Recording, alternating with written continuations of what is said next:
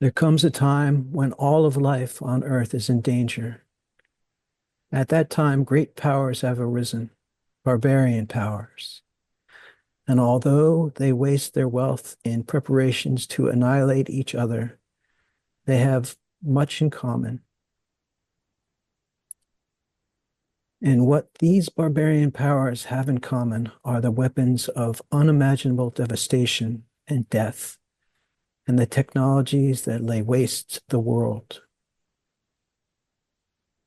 And it is just at this point in our history when the future of all beings seem to hang by the frailest of threads that the kingdom of Shambhala emerges. Now, you can't go there because it's not a place. It exists in the hearts and minds of the Shambhala warriors. And actually, you can't tell a Shambhala warrior by looking at her or him because they wear no uniforms, no insignia. They wield no banners. They have no barricades upon to climb or threaten the enemy, and behind which they can rest and regroup. They don't even have a home turf. The Shambhala warriors only have the terrain of the barbarian powers to move across, to act upon. Now the time is coming when great courage is required of the Shambhala warriors, moral courage and physical courage. And that is because they are going right into the heart of the barbarian powers to dismantle their weapons. They're going to go into the pits and citadels where the weapons are made and deployed. They're going to go into the corridors of power where the decisions are made to dismantle the weapons in every sense of the word. Now mark this. The Shambhala warriors know that these weapons can be dismantled because they are mind-made, made by the human mind. They can be unmade by the human mind because the dangers that have brought down upon us have not been made by some satanic deity or by some evil extraterrestrial force or some unchangeable preordained fate. These arise out of our relationships and habits, out of our priorities. So now is the time the Shambhala warriors go into training, and they train in the use of two implements. One is compassion, and the other is insight into the radical interdependence of all phenomena.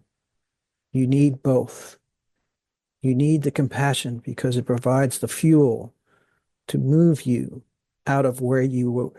You need to do what you need to do. And that means not being afraid of the suffering of our world. And when you are not afraid to be with the pain, then nothing can stop you. You can be and do what you are meant to do. But by itself, that implement can be hot and it can burn you out. So you need the other, that other tool, the insight into the radical interconnectivity at the heart of existence, the web of life, our deep ecology. When you have that, then you understand that, then you know that is not the battle between good guys and bad guys. You know that the line between good and evil runs through the landscape of every human heart. And you know that we are so interwoven into the web of life that even the smallest act with clear intentions has repercussions throughout the whole web beyond your capacity to see. But that's kind of cool. So maybe even a little abstract. So you need the heat of compassion. So we dance the interplay between compassion and wisdom, which is there for each one of us to embody in our own way. And I'll close with, I recognize that I am not separate from all that is. I will not lead a harmful life, nor encourage others to do so. I will live in harmony with all of life and the environment that sustains it.